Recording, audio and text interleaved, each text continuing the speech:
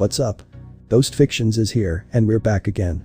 This is the first part of a story where Issei had both Ddraig's and Vritra's sacred gears. Issei finds out the truth about his reincarnation as a devil. What will Issei become and what course of action he takes? But before we start, please consider subscribe to the channel and give this video a like. Don't forget to check the description for more informations and support the amazing author Helix Asmodeus for writing this story. Now, let's get into part 1. You aren't running away, you bitch. Roared Issei to Rainer, who was trying to fly away with her wings. No, get away from me, you monster. Shouted Rainer as Issei took hold of her leg with his left hand covered in a crimson-red gauntlet and brought her closer to him. This is for Asia, you fallen crow. And with one massive punch, Issei punched her into the wall with his right hand. Rainer hit the wall with a lot of force to break it and fly out in the backyard of the church. With his opponent defeated, Issei fell to the ground only to be caught. Kiba. Yo, Casanova, you're late. Said Issei to Kiba. Sorry Issei, President orders were to not intervene. Said Kiba. Prez told you that? Said a shocked Issei. Yes, I told Kiba not to intervene because I have full confidence that you could take her down on your own. Said Riaz as she entered the basement with her Queen Akeno. And I must say excellent job, my adorable pawn. Said Riaz. Ara, it looks like Issei did a good job. Said Akeno with a smile on her face and a lick of her lips that sent a little shiver down Issei's spine. Thanks Akeno. Said Issei to Akeno as she smiled happily. President. I brought the trash. Said the small white-haired girl as she throws the unconscious form of the fallen angel on the floor in front of the group. Thank you Kaneko. Now Akeno, what do you say about waking up our little jest? Said Riaz as she thanked her rook and asked her queen. Yes President. Splash. Rainer was immediately awakened after the cold water hit her body. She looks around, the sight front of her made her blood chill and her body to shake in fear. Ooh, you are finally awake, I see. Well, introductions are in order. I'm Riaz Gremory, the heiress of the Gremory clan, and these are my adorable servants. You already know my pawn, the others are my Queen Akeno, Rook Kaneko, and the Knight Kiba. Not that was necessary because you're not going to live for long, said Riaz to the shocked Rainer. Gremory. You think you won just because you're here with your servants? There are other fallen angels here with me. They will soon come to hell. They won't come to help you because my queen and I finished them off before coming here. I think you can recognize these feathers. You fallen can't see the difference in them from who they are, can't you? Riaz stopped the fallen in mid-sentence. Terror overtook Rainer as she saw feathers of her fallen comrades and allies Kalawiner, Danasak and Middled in the hands of Crimson-haired Princess of Destruction.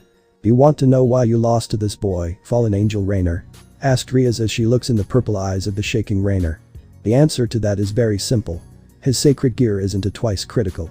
It's the booster gear, the gauntlet of the Red Dragon of Domination, Akka the Red Dragon Emperor. Explained Riaz as Rainer stared at her before her eyes turns to Issei. Why yo, you are saying that the legendary and one of the most powerful sacred gears in the world is in the hands of this pervert, shouted Rainer in disbelief. Yes, it is, and just as it was told it has the power to double one's strength every 10 seconds, and even if given the time he can boost himself to the power that can reach the power of the Mass and God. Said Riaz calmly.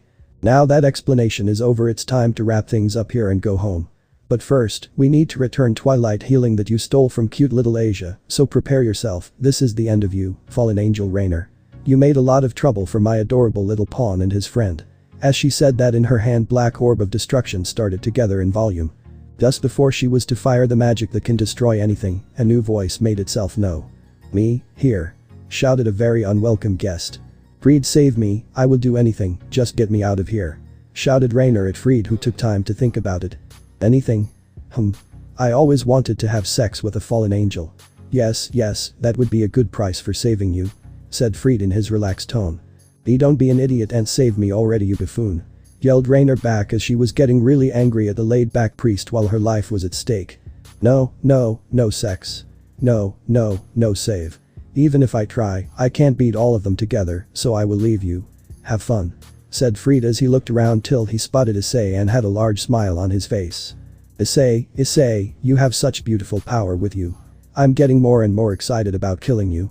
So when we see each other again, let's have a beautiful and romantic fight to the death, okay. Said Fried with a wink, making Issei shiver from clear bloodlust that the crazy priest has. Bye, have fun with her. Said Fried before running away from the group. Now Rainer, it's time to finish this. Said Riaz now that the crazy priest was gone. Rainer for her part was trembling out of fear. Now that her one way out was gone, she looked around and saw her last bit of hope to get out of here alive. Issei, help me, please help me. Raynor said in her Yuma voice that was even more pleading. Why should I help you? You deceived and killed me and now you did the same to Asia, why should I help you? Said Issei with his head down, hair hiding his eyes. Although he still felt bad for her, even though she did kill him, she was still his first girlfriend. Please Issei, I will do anything just helps me, together we can beat those devils. Raynor said with her eyes full of tears. She still had little hope that she can manipulate Issei into helping her. That's enough of you, fallen angel. I will not allow you to manipulate even more my cute adorable servant's emotions. Is that understood? Said Riaz as she put her hand on Issei's shoulder, which made him a little calmer.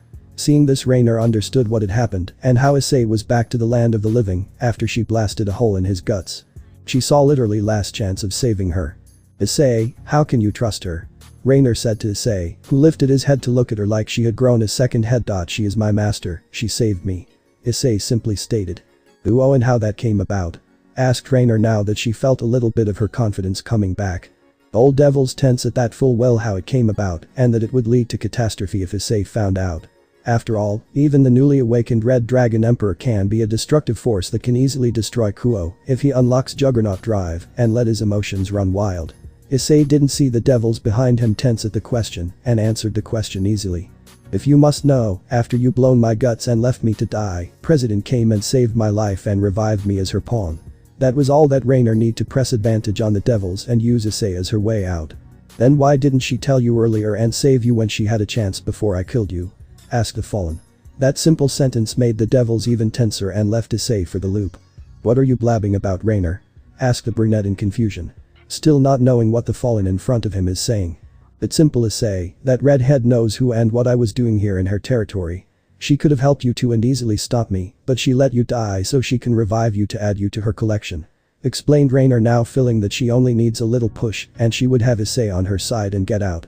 She knew that Issei was emotionally damaged after what happened between them and she planned to take advantage of him now. Issei was known even more confused. It didn't make any sense to him, why would Riaz, a girl he admires, leave him to die? Sure, he was the biggest pervert in history, but still, that didn't mean to just let him die. Issei just stood there with eyes wide and not knowing what was happening. But when he turned to Riaz and the others, his was even more surprised that Riaz and other looked like they were caught red-handed. The eyes, is she lying? The brunette asked. What I'm telling is truth, Issei. I may have betrayed your trust and killed you, but I never lied to you, unlike some people here. Raynor said to him in the most sincerest voice she could muster. I really loved and had a lot of fun on our date, but orders are orders, I hope you know that, right?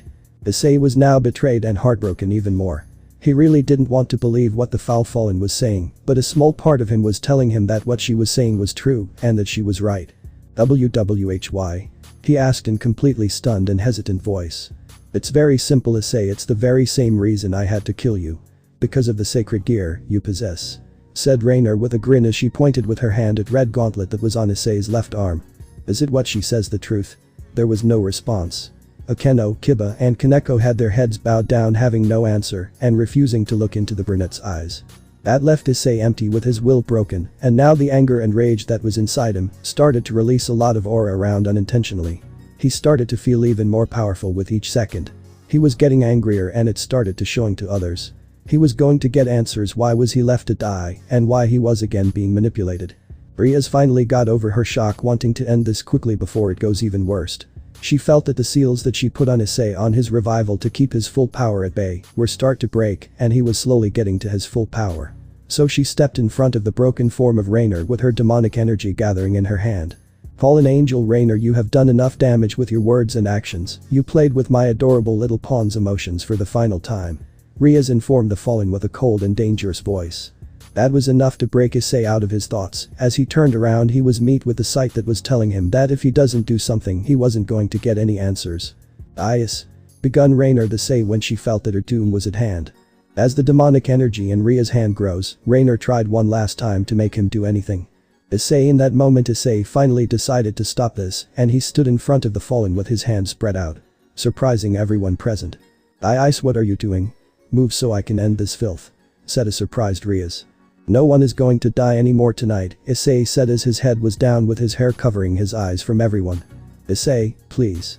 Riaz told him softly as she moved towards him and tried to put her hand on his shoulder. Don't touch me. Yelled Issei as he was starting to shake in rage as his aura started to grow more powerful. Devils were in complete shock. They were in shock that their second-year friend and comrade had snapped. Even more at the girl that he was idolizing. Issei, please move aside so we can end this, and we can talk later, okay? Riaz told Issei in the smoothest and tenderest voice that she could muster. Shut up. Roared Issei, lifting his head, showing the devils his now has green narrow eyes like a snake that were full of the fury and rage, with his aura increasing in volume that made all of them step back. Now before anything else happens, I'm going to get some answers, is that understood? He told them in the voice that was full of power and authority. But seeing that no one spoke or confirmed anything made him even angrier and even closer to lashing out at them. I said, is that understood? He roared as he unleashes even more aura, and the church began to shake with his voice and aura. Seeing this, all of them nodded in fear of what may happen if he was refused. To refuse an angry, pissed off dragon is like begging for death in a most gruesome way. Good, now then, what was the real reason you revived me, Riaz? Asked Issei in cold and dangerous tone that promised pain and death if he wasn't given the real reason. I was banking on you, that you have a powerful sacred gear. Answered the redhead. And you would have left me for dead if I hadn't had it, he asked. Riaz. Yelled Issei, seeing her trying to think of another way to answer him. And no. Issei's eyes hardened and narrowed, even more still green color radiate from his eyes, making them even more dangerous. With that done, Issei turned to Rainer, who was now even more scared for her life. She thought that she was stronger than Pawn, but that was in an instant shot down when she took a look in his eyes at her to try anything and promising her instant death. Riaz. Issei told to the stunned red-haired heiress as she was still frozen in shock and fear from the power he emitted. Why yes, Issei? Asked the heiress. You do have some evil pieces with you, right? He didn't even bother to turn around. Riaz stiffened at his question. Yeah, I have, but you were going to reincarnate this little crow over here, is that clear? Issei ordered Riaz. Said both Riaz and Rainer at what Issei said. Riaz? Issei threatened. Why yes. Riaz quickly said in fear. Hey. Don't I have a say in this? Rainer said in anger. That was enough to make Issei took her arm and yank her toward him. Her face a few centimeters from his. You can choose. Servered your choice, Rainer. Because right now I'm so little away from snapping you like a twig. You did kill 2 innocent people. Asia and I don't want someone like Asia to be revived and serve someone who lies and deceives others to become her servants. Told her Issei in cold voice as he pointed to Riaz at the end of his sentence. Riaz wanted to argue because her pride was hurt, but green radiant eyes prevented her from doing it. Riaz, Rainer here now possesses Asia's sacred gear Twilight Healing, and she already has good control of it. Plus she will benefit both sides. Hey, I didn't agree to this. Yelled the fallen angel, trying to get away from the angry Issei. You had your chance to choose. Right now nothing is stopping me from destroying you and ripping you to shreds for what you did to Asia. Choose now, death or servitude. This is your last chance. Told Issei, his green eyes boreholes in purple ones of Rainer. Rainer was left with one real choice, and that was servitude, so she just nodded to Issei and stopped trying to pull herself off him and surrendered. Seeing this, Issei just nodded and turned to Riaz. Do it. It was all done quickly. It didn't take any more than a few minutes for the procedure to be done and Rainer to become half full and half devil. Good, now all of you get out, I will see you when I feel like it. Ordered Issei as he took a few steps towards the fallen form of the nun. Everyone else quickly left, not wanting to get an angry dragon even angrier and feeling his wrath firsthand. Asia. I swear to you now I won't be late ever again. I will change my ways for the better, that I promise you, and I hope that I can see you in heaven if I ever get there. Issei swore to the body of Asia as if she was still there. Sorry for not being there for you. Said Issei as he now had tears in his eyes. When he was about to leave, he saw a purple light shining. He looked at the direction of the light and saw a box in the corner of the room. Issei headed over to the box and opened it to only have a violet light blinding him. Moments later he felt something entering his body, forcing him to lose balance and fall to the ground. Moments later Issei opened his eyes and looked around and saw that nothing has changed. He looked at the box and saw it was empty. He looked confused but decided to shrug it off and walk away. Moments later a green light shined and a man with black hair came out and stood in front of the lifeless body of Asia. He placed a evil piece on the lifeless body. Nothing happened. The man gritted his teeth and left in frustration. After all the events at the church, Issei was currently home. It was late in the night and his parents were already sleeping. He was now laying on his bed thinking on how to get stronger. There are multiple problems he needs to get out of his way first before he truly can get stronger.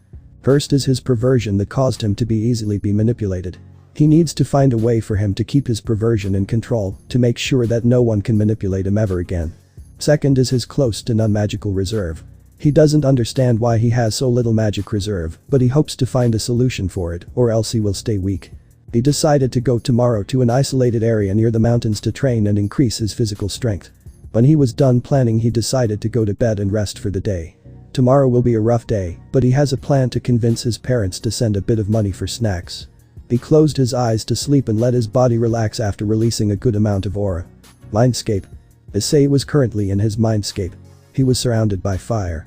Confused why he was dreaming about being surrounded by flames.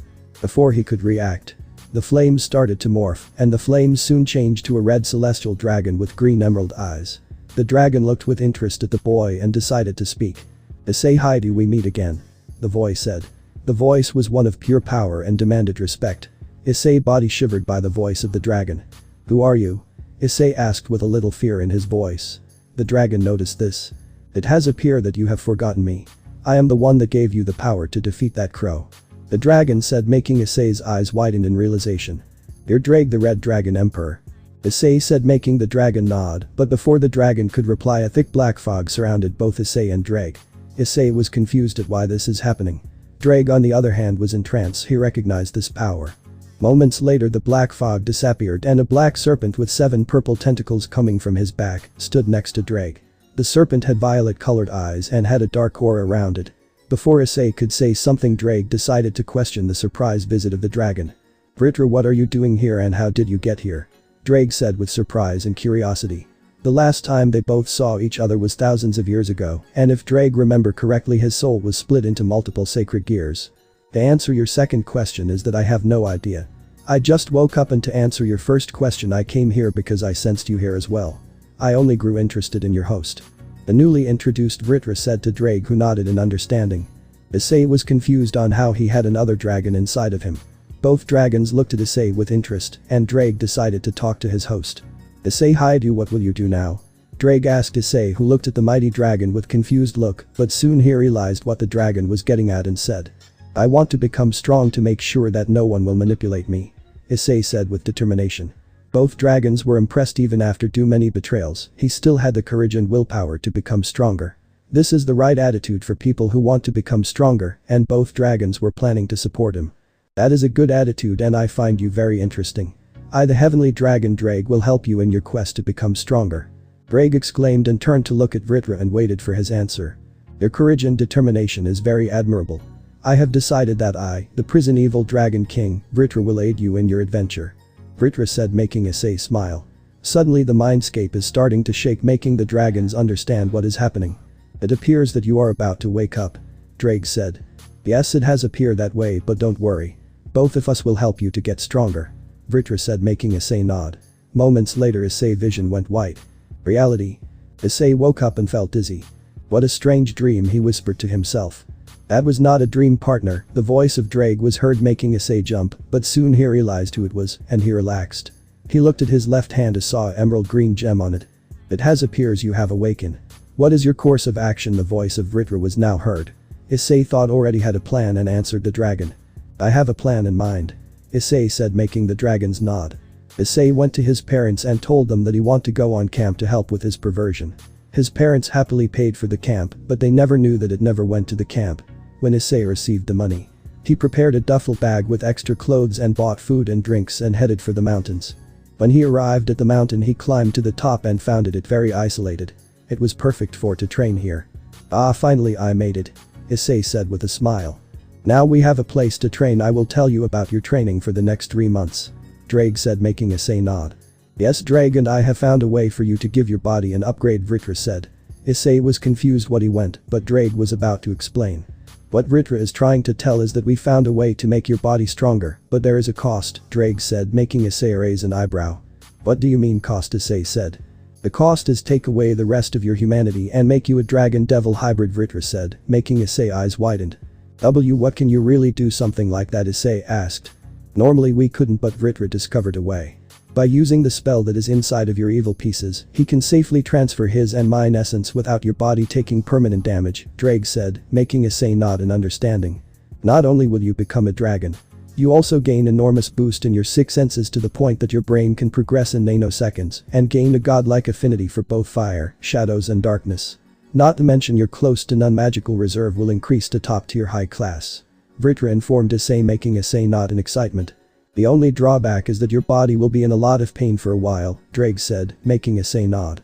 I don't care how much it hurts. Let's get this over with. Issei said with determination, making the dragons nod. Issei felt a sharp pain in his chest and soon. Before he could scream in agony, he fell unconscious. 10 days later. 10 days has passed for Issei, and his appearance has changed.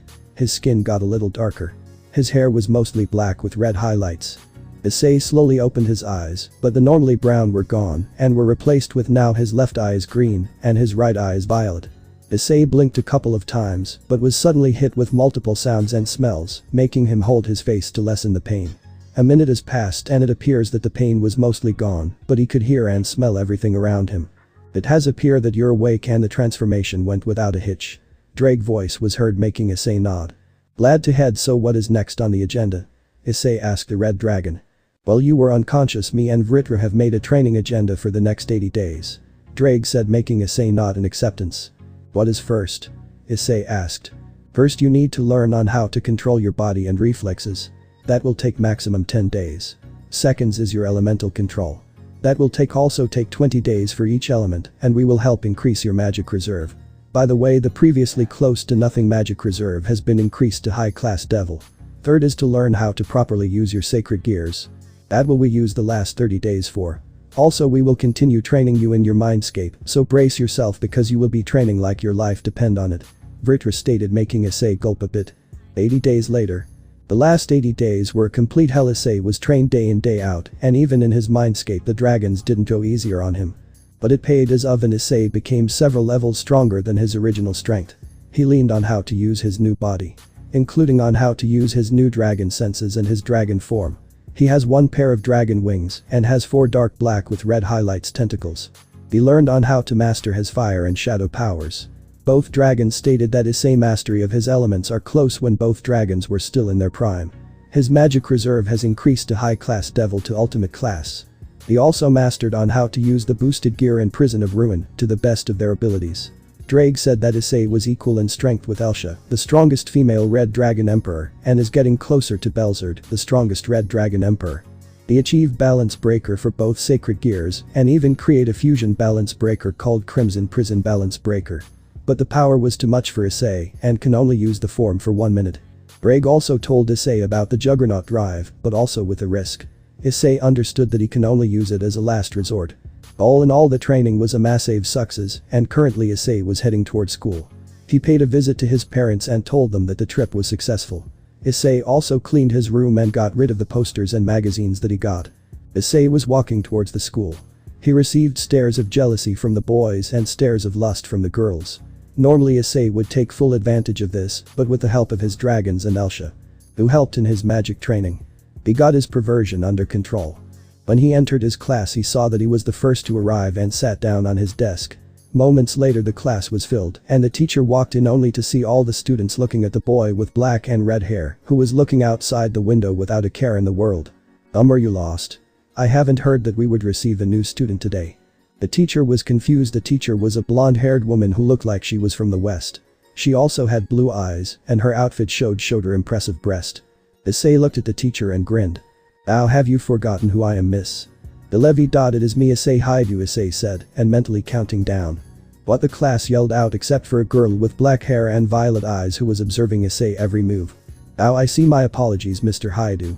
I have heard that you went on a camp, so it is no problem, but you should go after class to the student council to pick up your books and notes that were left behind. The teacher said with a blush. When class ended, Issei stood up and went to the door only to dodge 2 punch heading his way.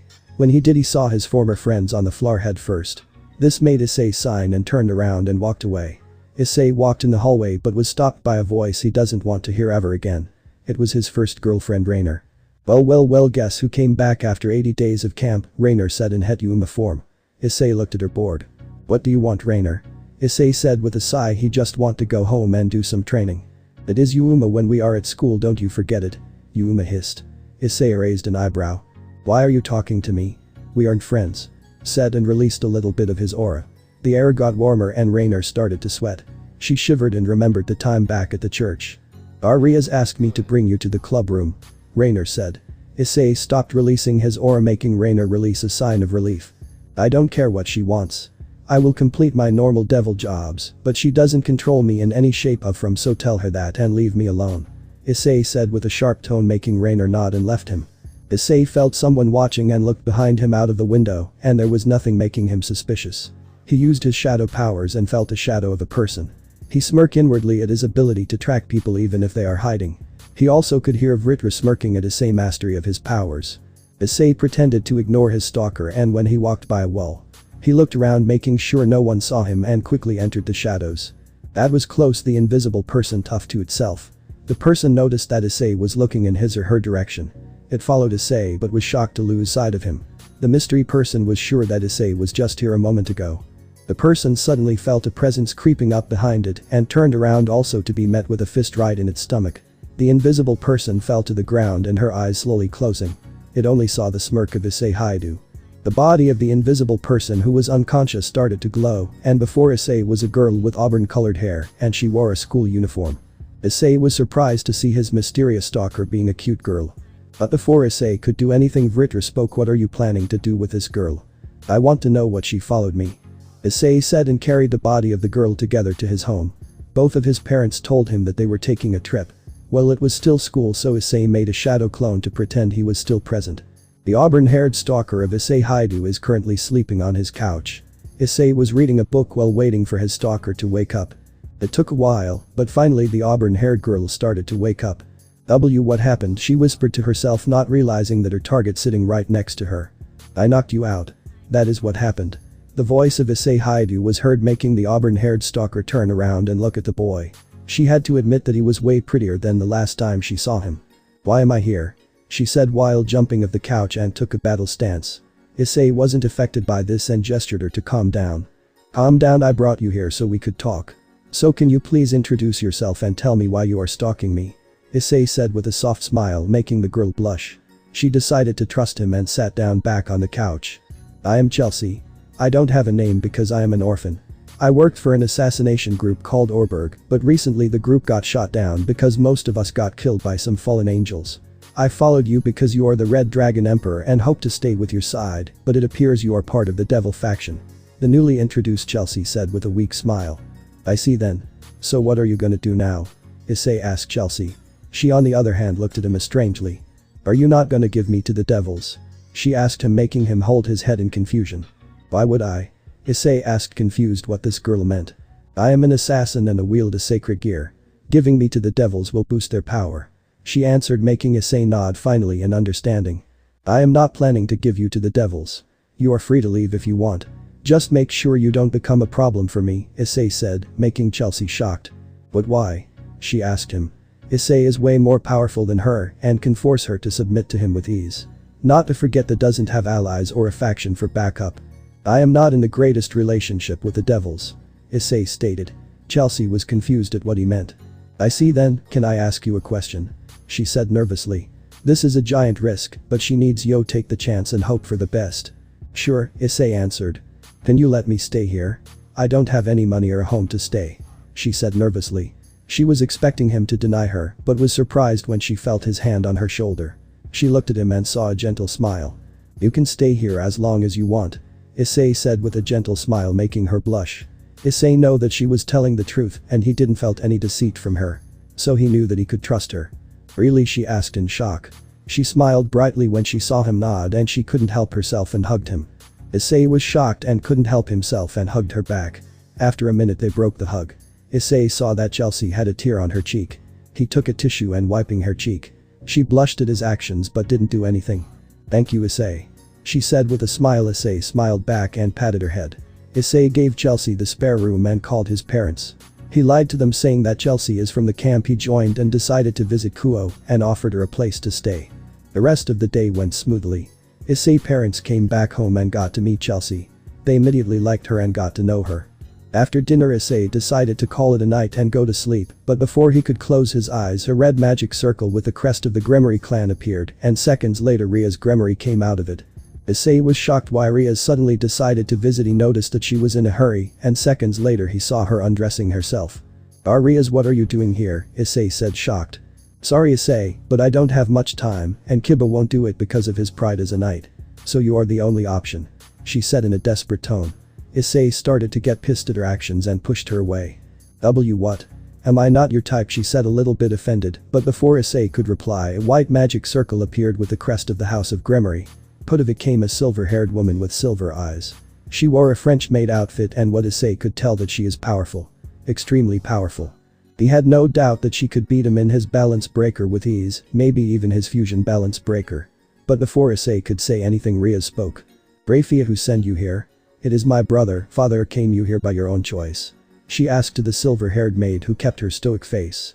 All three of them, my lady. Why have you lowered yourself to this low-born? Vritra asked Riaz, who stood up and crossed her hands.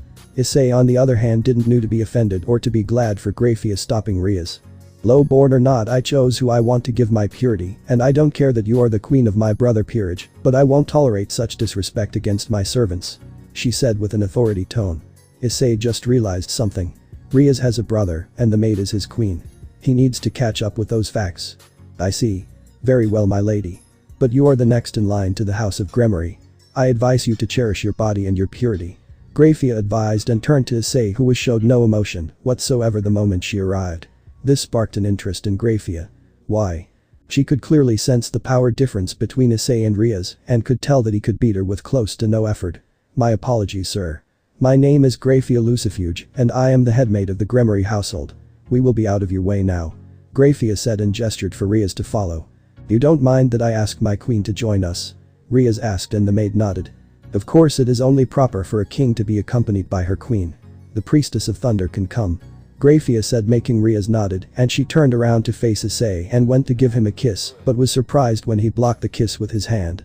I appreciate it that you don't touch me, Riaz. We are not in on the best of terms. Issei said with no emotion at all. Vritra was shocked to hear that but didn't show it, but she will keep that piece of info for later. Riaz wanted to say something but was stopped by Vritra. My lady, we need to hurry. We don't want to let your parents wait, do we? Vritra said, making Riaz sign and nod in acceptance. She and Vritra left Issei with a magic circle. Issei was glad that she was gone and finally could go to sleep. Tomorrow morning. Issei woke up early and did some early exercises that both his dragons recommend doing every day of the week. After the morning workout, he made some breakfast. Simple cereal with milk. When he was eaten, he heard someone walking down the stairs, and moments later Chelsea appeared in her nightgown. Issei blushed slightly at the sight, and luckily for him Chelsea was too tired to see him blushing. Good morning, Issei, she said, a bit sleepy. Good morning, Chelsea. What are your plans for today? Issei asked her, making her think. I don't have plans really. She said awkwardly, making Issei think, and soon he got an idea. Do you want to go to school with me? He asked her. She was shocked. Really? She asked him, hoping that it wasn't a joke. Yup, I doubt that would be a problem, and if the devils try something I will protect you, Issei said, but before he could do anything Chelsea tackled him and hugged the life out of him. Thank you, she said while holding Issei in a hug. Issei on the other hand patted her back. It is no biggie. Now I have to go to school. See you later and don't cause any trouble, he said with a wink, making her blush, and he left for school. When he arrived there, he received the same stares as yesterday. The girls looked at him with lust and the boys with jealousy. When he entered his class, everything went as usual. When lunch came, he stood up and left the classroom but was stopped by his old friends. The bold one in glasses. Issei, where have you been? The bold one said, making Issei sign. The way he said bluntly, and turned around and walked out of the classroom. When he walked to the grass field, he sat down and opened his lunch he prepared. He took a bite and enjoyed the silence that the place provided. Moments later, he felt a presence approaching him. He turned around and saw Keno standing there. Issei, I have orders from Riaz to bring you to the club room, she said with a little hint of fear in her voice. Issei noticed this and stood up. Normally she was taller than him, but now he was a couple inches taller than her. This action made her sweat a bit and a little bit aroused. I already told Rainer this and I will say this again. Let Riaz know that I will do my devil duties, but don't think for a second that she owns me. Are we understood, he said while coming closer to the point. Their faces were inches away of each other. Akeno became so aroused that she was sure she needed to change her undergarments after this.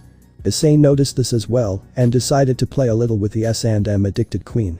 If you are a good girl, I will reward you, but if you are a bad girl, then I have to punish you. He whispered in her ear, making her face the color of his balance breaker, and she quickly nodded and walked to the club room. Issei smirked, but before he could do anything else, a voice was heard behind Issei.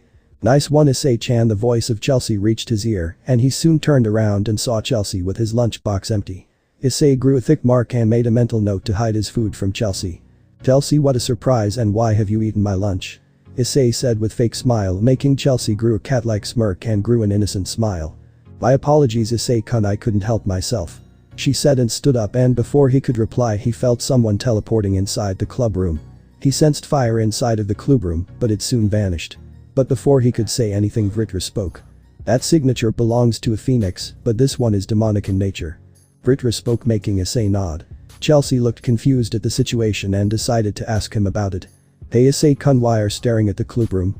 She asked him, making him look at her. I sensed the element of fire inside the club room, and my dragon informed me that it was a phoenix.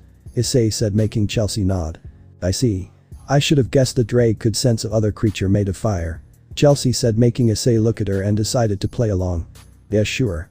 He said, making her look at him suspicious, but she shrugged it off. So what are gonna do about Riser Phoenix?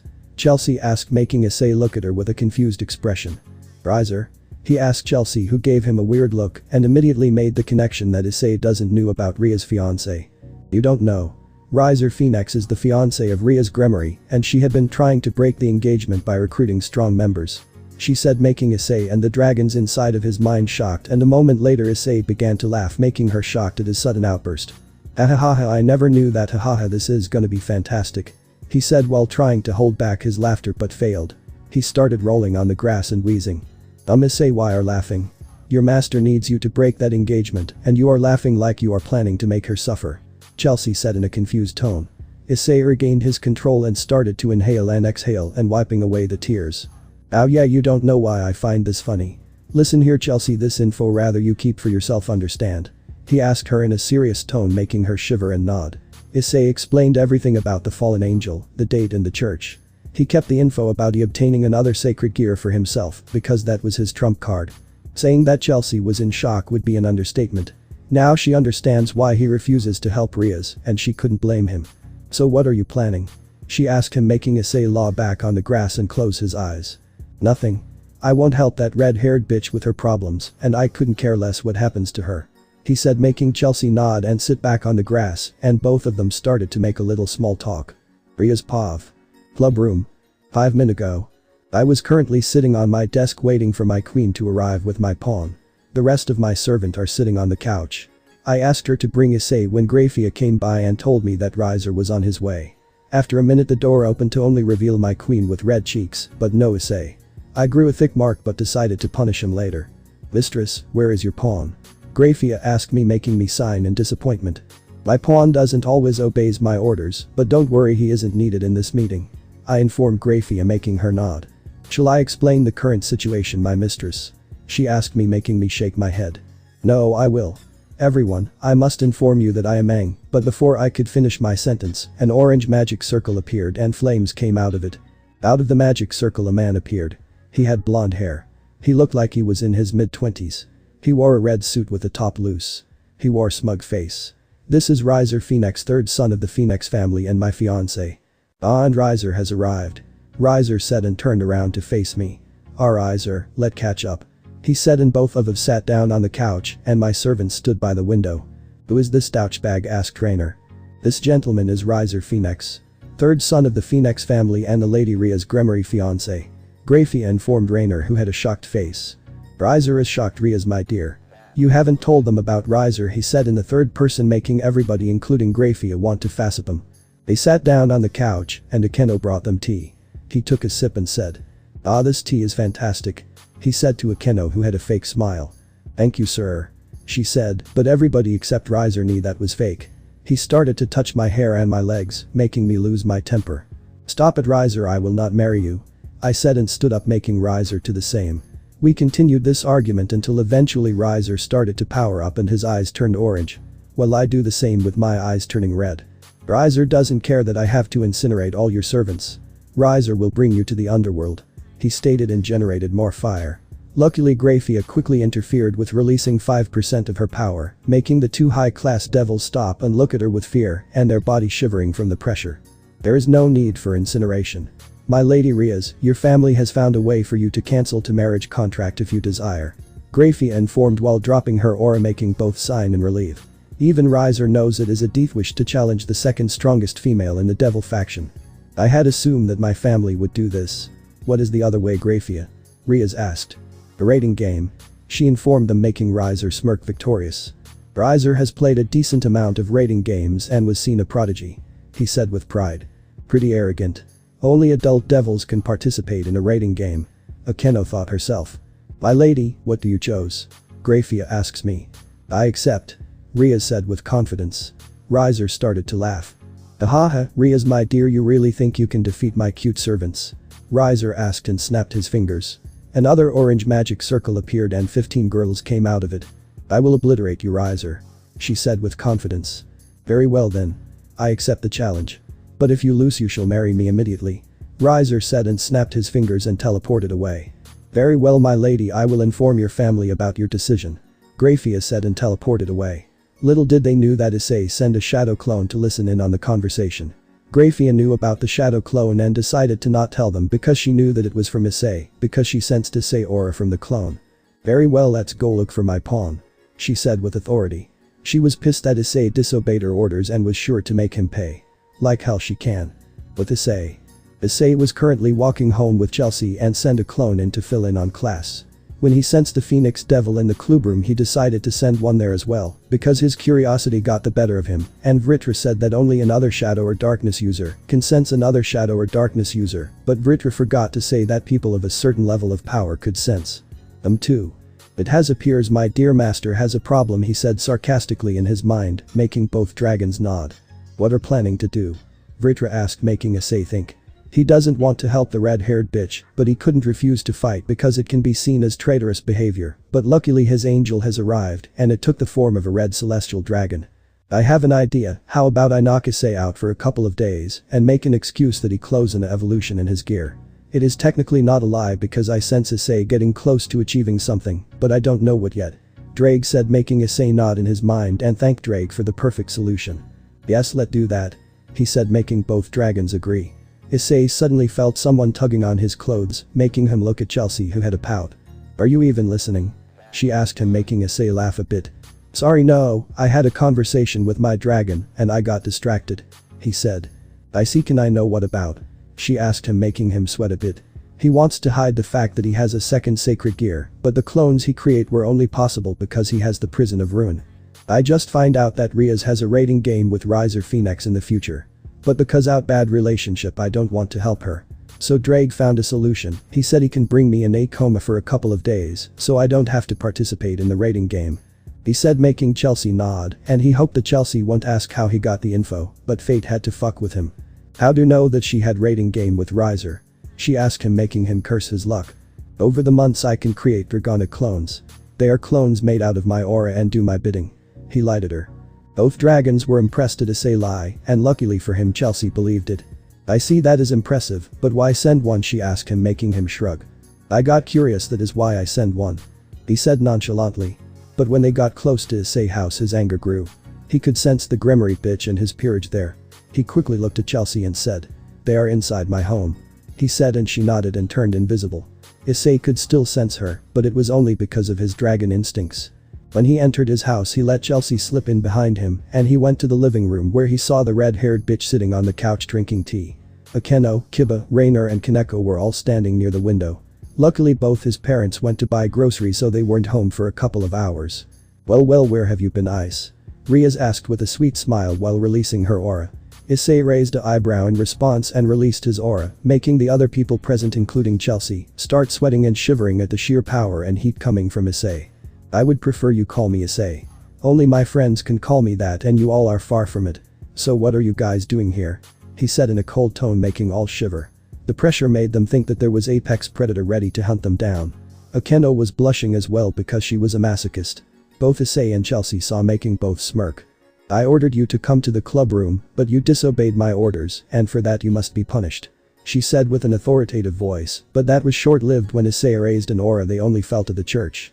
The aura of pure domination. Everyone including Chelsea started to sweat even harder and the weaker ones of the peerage were dropped to their knees.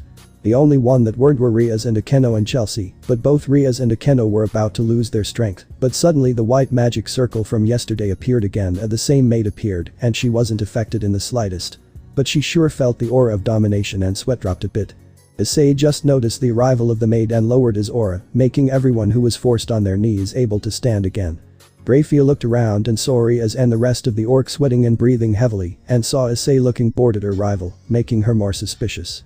She knows that Issei is the Red Dragon Emperor and a strong one. But she also sensed anger and malice coming from him. Like he doesn't want to be part of Riaz's peerage. This raised a question if Riaz has done anything to anger Issei. If she did, then there will be hell go pay. Nobody wants to have a berserk dragon on the loose, and especially when he enters the Juggernaut drive, because frankly all 4 Satans combined cannot defeat a heavenly dragon. That fact made Vritra shiver and hope that her mistress has not done something stupid, and she made sure to talk with Issei when this is done. Riaz saw Vritra and thanked her in her mind. She straightened herself and said, "Vritra, what are you doing here?" she asked the maid, gaining her attention. "I came here to inform you, my lady, that the raiding game will be held in 10 days. I assume you came to inform your pawn about the situation at hand?" she asked Riaz, who gained a smirk. She had found a way to trap her pawn. "Yes, I came here to inform my pawn about the current situation, but it appears he still disobeys my orders, and I came here to punish him," Riaz said with a smug grin, making Issei, Chelsea and both Ddraig and Vritra angry. "What a coward," Vritra said, making me nod in agreement. "I cannot agree with you more, Vritra," Ddraig said with a nod, making Issei grit his teeth. Luckily Vritra noticed this and saw the pure hatred emitting for Issei, and quickly stepped in. "I don't think that is wise, my lady. It has appears that your pawn shows great amount of hate towards you and the rest of your peerage. I suggest you leave him alone before you make him go berserk and face power that even the 4 great Satans combined power cannot take down," Vritra informed, making Riaz look at her with a shocked expression.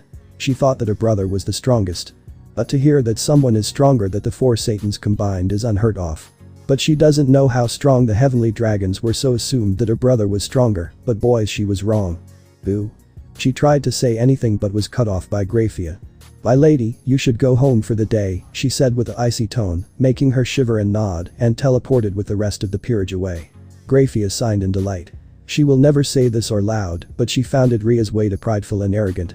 But because of her brother she cannot say anything. She turned around to face Issei, who still had his bored expression on. She noticed the person hiding and decided to call her out.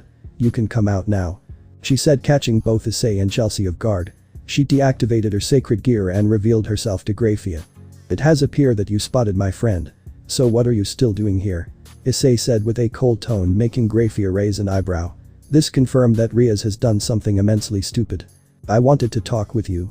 "And who is this?" she said and pointed to Chelsea.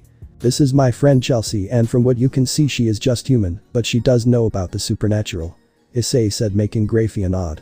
"It is not surprising that more and more humans come to know about the supernatural world because of the existence of sacred gears." "Very well then. May I ask a question?"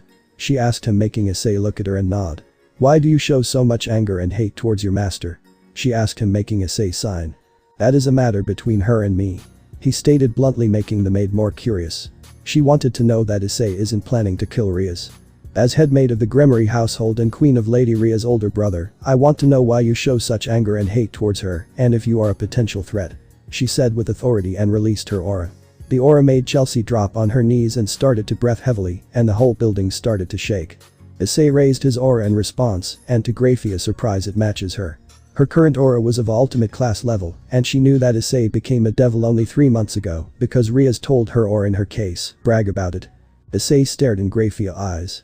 His heterochromia eyes stared right into her silver eyes, making her shiver for a second, but she composed herself. Poor Chelsea couldn't take the pressure anymore and fainted on the floor. "If you really want to know what happens, go ask Riaz herself and leave me alone," he said. His voice sounded different. His voice sounded way more dangerous, and this made Vritra flinch. She knew that she couldn't risk to fight Issei and potentially bring out his juggernaut because she will be doomed if she did. She nodded in response and teleported away.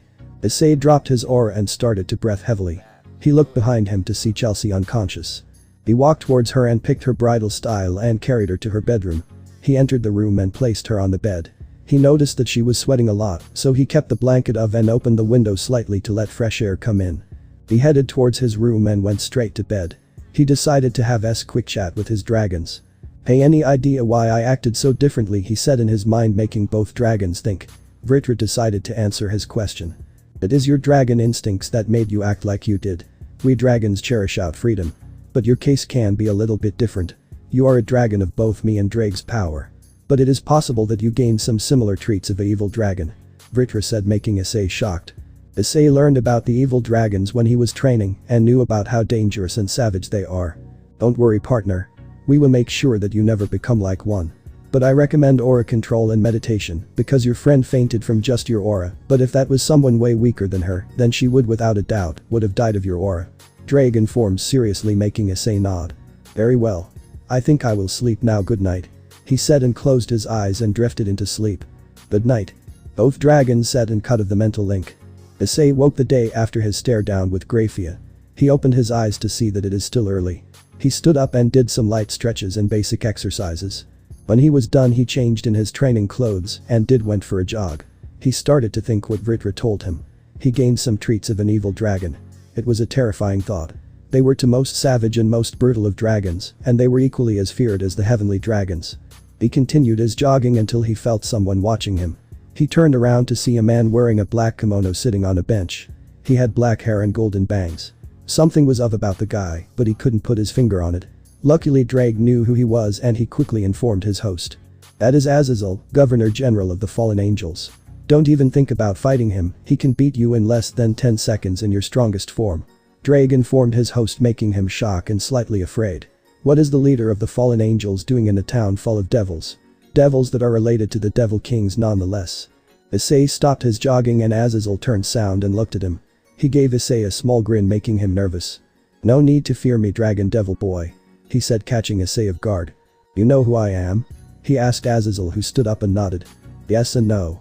I know that you're a devil and the Red Dragon Emperor, but I don't know who you are. He simply said, making Issei gulp. I am Issei Haidu, pawn of Ria's Gremory. He stated. Well, he hated to say that I could help him in some ways than others. I see then, Issei, I am Azazel, but I assume your dragon Ddraig already told you that. He said, making Issei nod. Azazel took a step closer, making Issei take a step backwards. Azazel noticed this and decided to melt the ice. No need to be so guarded. I came here to check on some matters. He said, making Issei confused. What matters? He asks Azazel, who gave him a small smirk.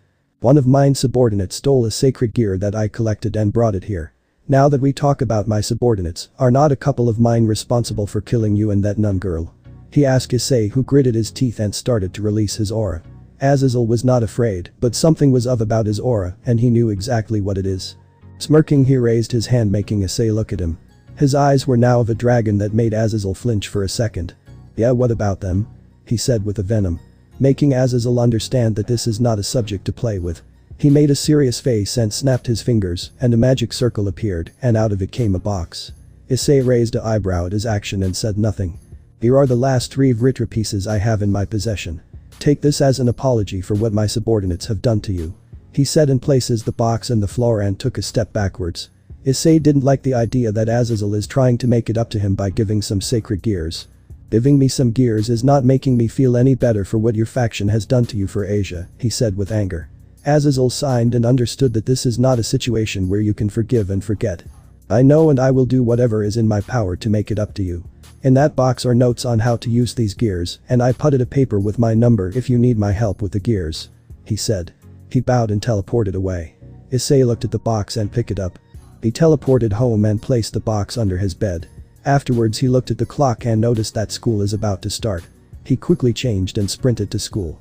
He made it in time and sat on his desk. The teacher entered the class and said, "Class, today we have a new student. Please welcome her with open arms. You can come in now." The teacher said, and almost immediately the door opened, revealing Chelsea in the girl's uniform. The boys were drooling and the girls were whispering among themselves about Chelsea, but luckily the teacher made them quiet. Chelsea started to write something on the board that caught everyone off guard, including Issei and Rainer. It said, Chelsea Haidu. Hello everyone, I am Chelsea Haidu, and yes, I am related to Issei over there. He is my older twin brother. She said and pointed to Issei, whose jaw has dropped on his desk. The dragons inside him were laughing so hard that Issei could hear them choking on their laughter. Everyone looked at him shocked, and before anyone could say anything, the perverted duo spoke. Damn Ice, I never knew you had a banging hot sister. The boldly said, making Issei grew a thick mark, and he grabbed him by the collar and said. I warn you, make any move or peek at her once I rip of what makes you a man. Are we understood? He said with a low voice, making the class shock at Issei's threat. The perverts nodded furiously and looked away. Chelsea smiled at this, she was happy that Issei will protect her. Very well, Miss Haidu, you can sit next to your brother. The teacher said, making Chelsea nod, and sat next to Issei, who had a fake smile on. After class ended, Issei went to the roof of the school, waited for Chelsea to appear. She on the other hand hot bombarded with questions. Boys wanted to date her, but she refused every request. Girls questioned on how she lived with a pervert like Haidu. Luckily she said that she lived overseas for a couple of years. When she finally made it, she saw Issei leaning on the metal fence with his arms crossed. Nice little show you made, you now that the devils will keep a close eye on you. He said, making her nod. I now on Ichan, and don't worry, I am trained assassin and I can camouflage myself to hide or run away, so it is fine. She said, making Issei nod. They ate lunch and talked with each other. When they were done, the door of the roof opened, revealing Riaz and her peerage. They saw Issei and Chelsea sitting next to each other. Riaz narrowed her eyes and said, Issei, I never knew you had a sister. She said, making Chelsea smirk. Yeah, she is my sister. He turned to her and said, Hey sis, can you leave alone for a sec? He asked. She nodded and walked past the Gremory peerage. When the door closed, Riaz turned to Issei, who looked at them bored. She started talking. Issei, later today we will go to the mountains for a training trip. So I expect you to be at the club room after school. She said with authority, making Issei raise an eyebrow and nodded. He could use the training trip as an excuse to train and maybe test Chelsea's strength. Sure. He said, uninterested, making the peerage surprised at his answer. Very well then. By the why you never told us about that you have a sister? She asked, making Issei look at her. I never saw a reason to. He answered, and he stood straight and looked at them with his dragonic eyes, making all of them flinch. I will say this, Gremory, if you dare to lay a finger on her I will obliterate without a second thought. Are we understood? He said and released his aura of domination, but unlike the previous time he released less than before. Making them sweat, and Riaz nodded and quickly walked in the building with her peerage. You can come out, sis. He said, and a second later the door opened and Chelsea came out. Her cheeks were a bit pink and she as well was sweating. Well, that conversation went quick. She said while hiding her arousal, but it failed because of Issei dragon senses. He smirked at her but decided to do nothing. Hey sis, do you want to come with me to the mountains train? He asked her, making her think. Nah, that will draw too much attention. She said, making Issei nod, and the rest of the school day went along fine. When Issei arrived at the clubhouse, he brought a bag with extra clothes and food with him. They teleported at the bottom of the mountain. Riaz ordered her peerage to walk up the mountain as exercise. They did, and Issei was first to make it, and we not tired at all. The second was Kaneko, who was a little bit tired. The rest came along and they were all tired, making Issei sweat drop. He turned around and unfolded his devil wings and was about to fly away, but Riaz stopped him. Wait, Issei, where are you going? She asked, making Issei look at her. To the mountains to train, don't disturb me or else I won't hesitate. He said and flew away, leaving the peerage shocked behind, but luckily Rainer too. Told them they don't have time to waste and started training. Fiba decided to focus on his defenses. He trusted that his speed is enough to give him the advantage. So he worked on his defenses to fill that gap. Kaneko worked on her speed. She decided to put on some weight jacket on her body and trying to increase her speed with it. Rainer worked on her magic reserve. She knew she had the advantage because she is a fallen angel, and increasing her power will give her advantage against other devils. The Kendo worked on her magic reserve and trying to get more elements in her arsenal. She also knew that they had a disadvantage against Rizer and his peerage, and she was nervous about it. Riaz decided to learn more tactics and strategies. She was confident with her use of the power of destruction. With Issei landed on the mountain far away from them. After he placed his bags to the side, he asked his dragons. So what is on the agenda? He asked out loud, not caring if anybody could hear him, not like anybody could. Vritra and I will learn you a fusion techniques that we have created. The first one we called Crimson Curse Field. It acts as a barrier that prevent people from getting out, and it slowly weakens them with the pressure of the flames and the absorption effect. Also it negates magical circles so nobody can teleport out of it. Ddraig said, making Issei nod. And I will teach you a ranking black magic spell called Extinction Ray. It fires a beam of very concentrated destructive magic that makes everything what it make contact with into atoms. Said Vritra, making Issei nod. When Issei became a dragon, he became very talented in the black arts of magic. Very well then. He said and prepared for the next 9 days of training. 9 days later. The 9 days went well for Issei. He was able to perform the technique in the first 2 days and mastered it on the 8th. He also learned on how to use the spell on the 6th day, but it takes a lot of his reserve to use it. Now while he's standing in the clubroom against the wall, the other members were doing their usual thing. Kiba reading a novel while drinking tea. Kaneko and Rainer eating snacks. Akeno standing close to Riaz while she was sitting on her chair. After a minute, Issei gave his dragons the cue to knock him out. After a sharp pain, his body suddenly fell on the floor, shocking the other members of the occult research club. They rushed to see what has happened, and unfortunately this was the scene that Vritra teleported into too. "Riyaz-sama, what has happened to your pawn?" she asked in her stoic voice. "I don't know, Vritra. Everything was fine, but he suddenly collapsed. His reserve are almost empty," Riyaz said, but suddenly the boosted gear appeared on Issei's left hand and the voice of Ddraig was heard. "No need to worry, sister and the Queen of Lucifer. My host mentally achieved the next stage of his sacred gear. This forced him to use all his magical reserve, forcing him to fall in a minor coma," Ddraig explained, but that was a lie. The truth was that Vritra absorbed all of Issei's magic reserve and forced him to lose consciousness. "How long shall he be unconscious, Ddraig-sama?" Vritra asked respectfully. She found this very suspicious and knew something was not right. But she has no way to prove it. 3 days minimum, Ddraig said, making Riyaz grow a face of horror. Issei was her trump card and she was confident with Issei she would win. She turned to Vritra with a desperate face and said, "Vritra, is it possible to move the day of the rating game?" She asked in her desperate face, but to her horror Vritra nodded negatively. "No, Riyaz-sama, the elders want to fight today," she said, making Riyaz nod in acceptance. Vritra teleported Issei to his home and placed his in his bed. Chelsea was already sleeping so she didn't know about it. Vritra then returned to the orc and teleported them to the arena. 3 days later. 3 days has passed after the rating game between Riyaz and Riser, and the result is Riyaz forfeited the game to Riser. The day is the day of the marriage, and Issei was still asleep in his bed with Vritra sitting next to his bed. She was currently reading a book in peace. She heard sound coming from his bed and saw that Issei is about to wake up. She putted the book away and waited patiently for the Red Dragon Emperor to wake up. Issei woke up with a headache. He wasn't aware that Vritra was watching him. Issei moved his head to his left, seeing the silver-head maid sitting on a chair. She still wore her maid attire and with her normal stoic face. Issei was slightly taken by surprise but remained calm. "What are you doing here?" he asks her with a disinterested voice, making the silver-head maid sign. "I came here to inform you about the rating game. Riyaz lost the game. But I don't think he really cares, do you?" she asks him with a knowing smirk. "What gave it away?" he said mockingly. He knew that his secret was out, but was interested what will happen next. "Our first encounter was when you were releasing your aura to Lady Riyaz in an intimidating manner. Second, that you conveniently fell unconscious right before the game were to begin. It wouldn't be impossible for you to ask Ddraig-sama to force you into a light coma and make a lie about it," she said with a smirk of victory. Issei was impressed that she discovered it so quickly. "So what are you gonna do about it?" he said, bored. He couldn't care less, and if someone tries to do something with his family, he would not think twice to even go to the Juggernaut Drive to protect his family. "I want to know why you hate your master. The Grimoires are famous to treat their servants like family. So why are you so angry at Lady Riyaz?" she asks him. After the last time they talked, Vritra went to Riyaz and asks her about her pawn and why he is disobeying her orders. Riyaz lied to her and said that Issei is not used to be a servant and needs more time. When Issei went on his 80 training camp, Riyaz went to her family and revealed that she has the Red Dragon Emperor in her peerage. This shocked most of them and they asked on how she did it. She said that she founded him in the same school where she and Sona are going to and asked him to join her peerage, and he accepted it.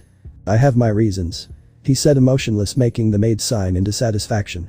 She wanted answers, and Issei wasn't planning on giving them. Vritra stood up and sat next to him on the bed, making him suspicious. "Issei, I don't want you as an enemy. Please tell me what is the matter. What has Riyaz done to make you so angry?" she said in a soft tone, making Issei look at her. He stared straight into her silver eyes that gave her a slight shiver, but she was determined to get an answer. Issei knew that he couldn't keep it for much longer and decided to tell her. "She let me die by the hands of my first girlfriend that was sent to kill me," he said, emotionless, making Vritra's eyes widen in shock. She knew Riyaz was spoiled, but this was going too far. What?" she asked, completely losing her composure. "You heard me correctly. She let me die on my date with my girlfriend, who was a fallen angel sent to kill me because I wielded a sacred gear. Riyaz knew about the fallen in her territory and knew about their plans. So she let the fallen angel do her mission and revived me into her servant. She gave me a summoning circle before my date began, so that is further proof," he said while not looking Vritra in the eyes. He was trying to contain his anger. Luckily, because of his training, he leaned on how to contain his emotions. Vritra had a face of horror. They were lucky that Issei didn't go Juggernaut Drive because of it. She also understand why Issei hate Riyaz and refused to help her. She wouldn't blame him for it. She looked back at Issei, who had still his emotionless face on. That face looked almost identical to her younger sister Esdeath, who was desolated. Graphia suddenly got an idea, but she knew that this is a risky move, but the rewards is worth it if this works. Issei, what would you do if I told you that there is one person that is in similar pain that you are in? That the person is so emotionally in chaos that it nearly sent her to insanity? Graphia softly asked to Issei, trying to see what would be his reaction to her question. Issei, hearing that, immediately answered her without thinking. He was that kind of the guy, he would always help anyone in need without question. I would do whatever it takes to help that person. When Graphia heard his reply, causing her to smile at him. Issei, I am going to tell you a story about that person, and I hope that you would truly help her since she desperately needs it. Nodding his head, Graphia started speaking. What I'm about to tell you, Issei, is the story about my little sister and what made her almost go insane. No one knows about it, and I hope you will keep what I tell you to yourself. Graphia told him in a serious tone that made it clear to him that if word about her got out, he would be in unimaginable pain. Issei gulped a little hearing her tone, but he nevertheless nodded, which made Graphia smile again. Well, this all happened during the Devil's Civil War. Flashback. It was moments before the final battle of the war. Both sides were gathering their troops in position for the showdown that would finally end this needless bloodshed and bring peace to the realm of the devils. On one side of the battlefield was the old Satan faction, which was led by descendants of the original Maus, and on the opposing side was the anti-Satan faction led by the strongest devils alive. The location for the battle was none other than the capital of the devils, Lilith. As the battle started, both sides pushed for supremacy in both land and air. The casualties were horrendous, so much so that even the largest battle in human history, the Battle of Stalingrad, was like a skirmish in comparison. Millions upon millions dead on both sides. During the Battle of Lilith, as it was called, two siblings were fighting against two other people. One of the two that the siblings fought was none other than their older sister Graphia, while the other was a red-haired man that looked to be in his late 20s. Graphia, I didn't know that you could fall so low that you sided with the traitors. Do we mean anything to you, big sis? One of the siblings asked. He was a tall, handsome-looking youth in his early 20s, with long silver hair that went to a ponytail and red eyes. He was wearing a silver suit with some accessories.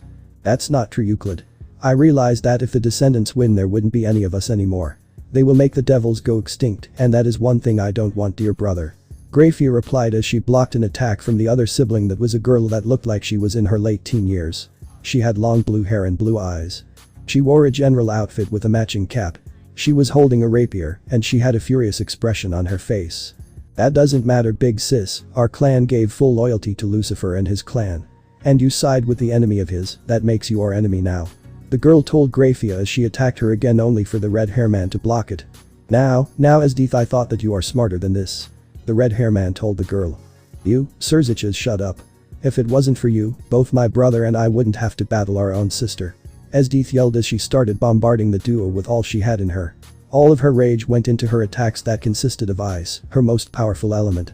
While she was younger than Graphia, Esdeath was a prodigy in the field of ice magic to the point she outclassed Graphia. The only reason Graphia is stronger is because she way older and have more battle experiences. The attack caught both Graphia and Serziches by surprise. They knew that Esdeath was powerful, and to take her down, they would need a bit more power than any ordinary high-class devil. They both put their strongest barriers up to block her bombardment as it was going on. Each hit on the barrier made a small crack in it. Thankfully to both members of the anti-Satan faction, the relentless attack stopped before it could break through their defense. While the attack left Lucy exhausted for overusing her magic powers. Quickly using her exhausted state, Serziches sent his attack at her, hoping to put her out of commission and then battle Euclid without worrying about Esdeath. But to both Graphia's and Esdeath's shock, Euclid positioned himself in front of Esdeath and took the attack head-on, which caused a huge explosion to erupt where he stood that sent Esdeath flying back a good 20 meters. As the debris was clearing, it left the two girls in horror. Where Euclid stood now was only a 10-meter wide crater with no trace of Euclid to be found, as if he never existed.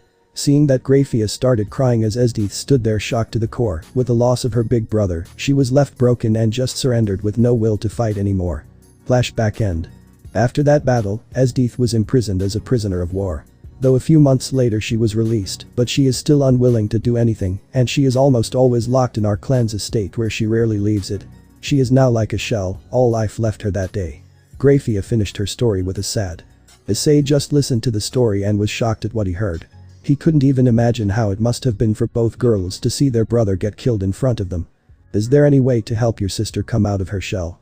He softly asked her, making Graphia's eyes widen at his question. I honestly don't know, Issei, I hope there is. She replied. What would you say, Graphia?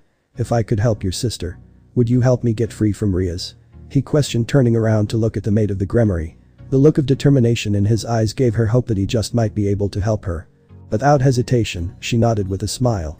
You have my word that I would support and help you in any way I can. That answer made Issei smile. Very well then. Grafia, I want to make a deal with you. If I help Rias out of her engagement and I help your sister out of her shell, then would you help me to get out of Rias' Gremory peerage? Do we have a deal? He asked, making the maid nodded furiously. She knew Issei was miles stronger than Rias. Perhaps even stronger than Esdeath. You have a deal, Issei Haidu. Here, take this leaflet and crash the engagement party. It is going to start in less than an hour, so be prepared. She said with a smile while handing him the leaflet and teleported away. Right on cue, the door opened, revealing Chelsea, who was in her nightgown. Hey Issei-san, I overheard your conversation with Grafia. Are you really going to help the redhead? He asked Issei, who was picking up some clothes. Without turning around, he said. I am not helping her. I am helping myself and someone who also needs help. By the way, what have you been doing the last days? He said and asked Chelsea, who shrugged and sat on his bed. I decided to befriend the girls of the Kendo Club. Murayama and Katis. We get along very well, and I have been trying to raise their opinion of you more in a positive way. By the way, who knew that the Red Dragon Emperor peeks on girls when they are changing? She said, making Issei blush embarrassed. That was before I became a devil and started training. Now I have learned on how to control my perversion. He said, making Chelsea nod. They noticed the change in your personality and even asked me about it. I said that you went through some hard times and decided to change. They accepted my answer. She said, making Issei nod. Very well then. I appreciate the kind gesture, but now I have a wedding to crash. He said, and Chelsea nodded and gave him a quick kiss on the cheek, making him blush a bit. She left the room, leaving Issei alone, and he soon changed in some new clothes. He wore a dark red t-shirt and black jeans with a chain. He also wore black biker boots with a matching leather jacket. He looked in the mirror and smiled in satisfaction. He took the leaflet and channeled his magic into it, and second later he vanished. Phoenix territory. Issei teleported in front of the Phoenix castle. He had to admit that the mansion was massive. He walked to the guards, who raised their spears at him. Halt. Who goes there? The guard said, and Issei handed him the leaflet. I was invited by Sir Lucifer himself to attend this marriage. He said, making the guards take the leaflet and read it, and after a hot second, they nodded and moved their spears. Very well, you may enter. Have a nice day. The guard said, making Issei nod. Yes, I am gonna have a nice day pummeling that chicken to the ground. He said mentally to himself, making the dragons nod in excitement. Inside the Phoenix castle. In the party room of the Phoenix castle were many noble devils dancing and enjoying the food. Rias was backstage in her wedding dress. While her peerage were sitting by a table feeling disappointed they lost.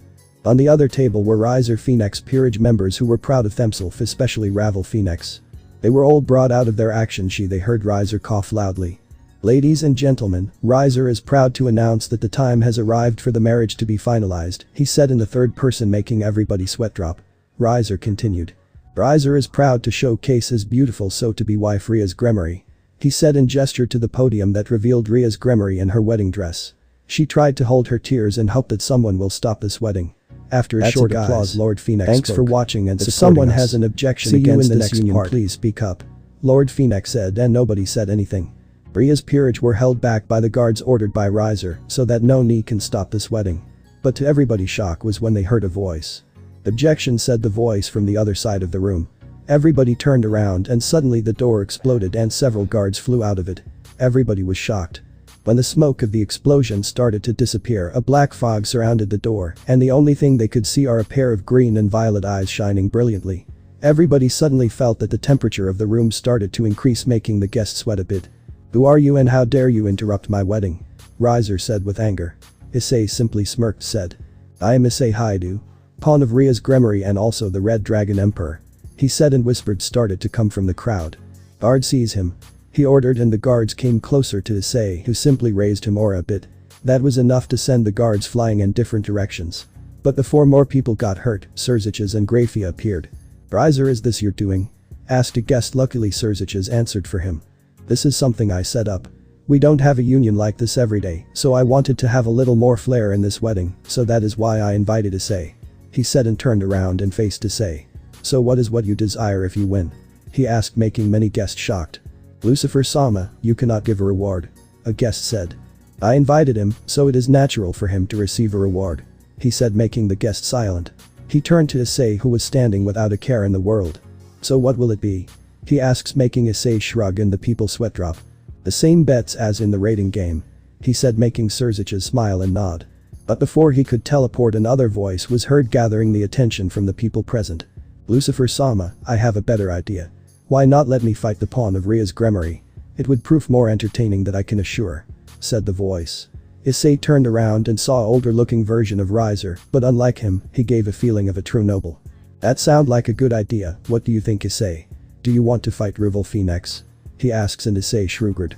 Sure, if the same bets are placed then I am in, he said nonchalantly, making the audience sweat drop at his nonchalantness.